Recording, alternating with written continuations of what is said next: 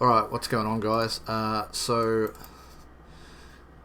Big Ben has released the second Dev Diary, I believe this is, focusing on the career mode this time. Uh, yeah, so obviously they really are going for the emphasis on the whole story element. So I imagine it's a lot like FIFA's The Journey. Um, I still maintain that the like gameplay is it like really has to be the key part. Uh, looking at some of the visuals and that, a lot of these outfits and stuff are still look like the generic ones, like sort of outfits that were like there from the first game, like the patterns and designs of both the male and female outfits. So I sort of wonder if the basic layouts have changed, or if it's still the same set. Obviously, when people get into the academy side of things and stuff, like everything from the first game carries over to this one, so that's not really going to be relevant. But in terms of players, logos, outfits that are put onto those players, venues and all that sort of stuff, like obviously all that will change. I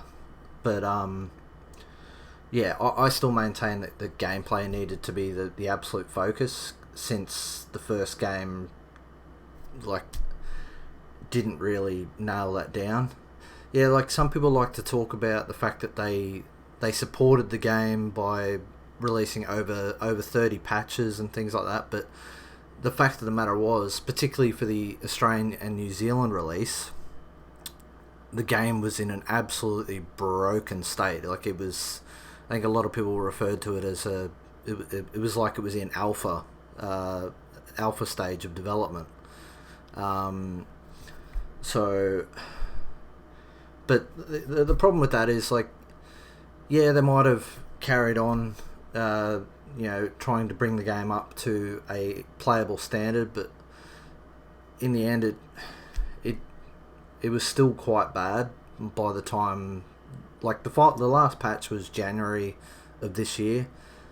Didn't really change gameplay much. I noticed it changed the difficulty somewhat again. That was one thing they seemed to keep changing. They kept chopping and changing the way the difficulty worked, with the AI. Like I found prior to that January update, the toughest difficulty Grand Slam was actually, it was almost just absolutely unbeatable. Even on pro, it was quite difficult. Which I think pro's like, I think it goes pro, world class, legend, Grand Slam, or something like that from memory. But then, yeah, when January came along, I found I was able to play on Grand Slam again relatively comfortably. So it was a bit bizarre. But like apart from that, yeah, August last year was really the last time gameplay was somewhat altered. But like there's so many things that they kept chopping and changing, like the way aces were, would happen and things like that. Like the AI could do it quite easily, where your player would just seemingly just not even try for a ball, or they would not try for a ball, like for obviously a serve. So, but I don't know. I think gameplay needed to be their focus before adding this whole story element. But I don't know. We'll see. It's the 12th of January, in the afternoon for me at the moment in Australia. So, like, I'll give my thoughts on it when it comes out, of course, which most people would expect anyway. There's plenty of people that probably avoid watching my videos now purely because they think I've got some sort of vendetta against Big Ant. Like, don't get me wrong, I'd like to see Big Ant make a good tennis game, but yeah, like it's after the first game, it's really hard to get past that. But I mean, I'll give this a go when it comes out, and obviously I'll play along with it as they will no doubt continue to update it as after it releases and things like that.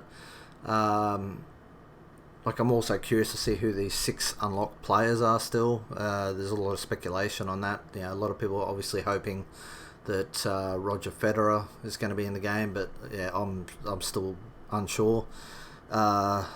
Mostly because some of the players that have been announced this time on that player selection screen, they haven't actually been officially announced by Big Ant, because I think they sort of did a bit of a fail there showing that player selection screen in the video on Stevivor.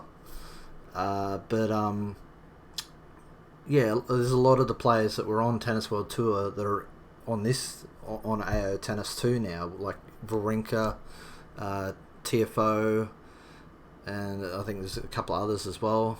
But I mean, it's nice to see like players like Marin Cilic and things like that in the game as well. So I suppose we'll see. But as always, I'll keep doing these videos when I see new things and give my thoughts, and yeah, and then obviously when the game comes out, I'll do plenty of videos and try and put in a lot of time with the game and see how we go.